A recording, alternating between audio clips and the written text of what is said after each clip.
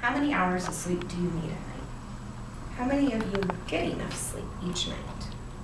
We all have to have sleep. Sleep is part of our everyday life. As college students, we tend to not get enough sleep. There are several different reasons why we do not get sleep. Either because we are trying to raise a young family, we have too much homework to do, or we have to go to work, or we just want to spend time with our families or friends. I know personally I don't get enough sleep. Today, I'm going to provide you with some information of the importance of sleep, how much sleep you should get, and some ways to get some better sleep.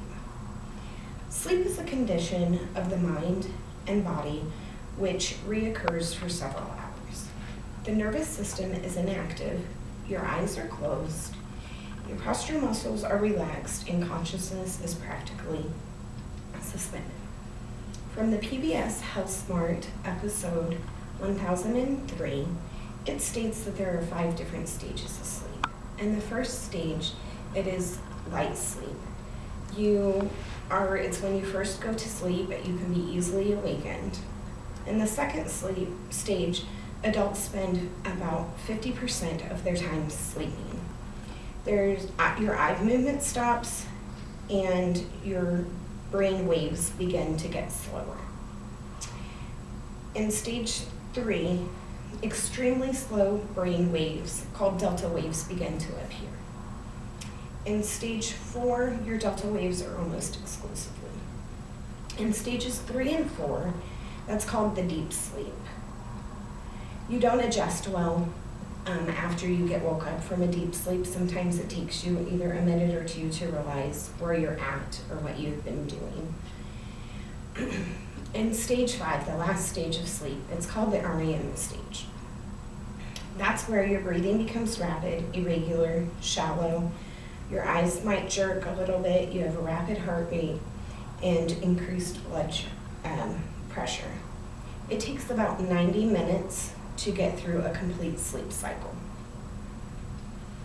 Now that you know a little bit about what sleep is and the 5 different stages, I'm going to tell you about how much sleep you should get each night. In the book, Why We Sleep, Unlocking the Power of Sleep and Dreams by Matthew P. Walker, he states that to get the recommended amount of sleep is 8 hours a night. Roughly about 2/3 of adults fail to obtain the 8 hours of sleep each night. A lot of adults are lucky to get 6 to 7 hours of sleep each night. Some consequences of not getting enough sleep for getting less than 6 to 7 amounts of sleep each night, it diminishes your immune system, so you're at a higher risk to get sick, to catch the common colds or viruses. It puts you at more than double your risk for cancer. You're at a higher risk for cardiovascular disease. You're at a higher risk for strokes, a higher risk at heart failure, some sleep deprivation, like being distracted and stuff like that. It contributes to all of the major psychiatric conditions like depression, anxiety, and suicidal thoughts. And if you don't get enough sleep, you tend to eat more when you are tired. So then that begins to add in additional health problems because you're at risk for other things. Now that I've told you some reasons about why sleep is important and how much sleep you should get, I'm going to tell you a few tips of better ways to get sleep. In the magazine, Prevention, Happy, Healthy, Handbook for More Energy, and the article, Sleep Better Tonight, it states that you should lay off the alcohol. So maybe if you don't drink so much, you can get some better sleep. It says that you should not use your phones or any kind of electronic devices before you go to bed because of the blue lights.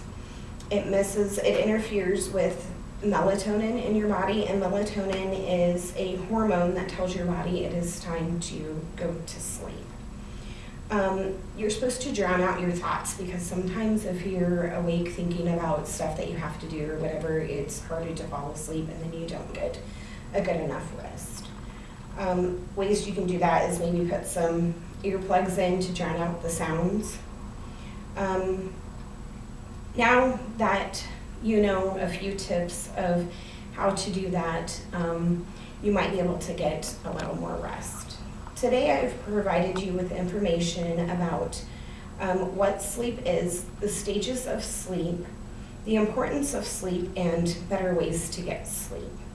You should be able to find yourself, if you find yourself not getting enough sleep, then maybe you should remember the negative effects that sleep has on you and what it can do to your body.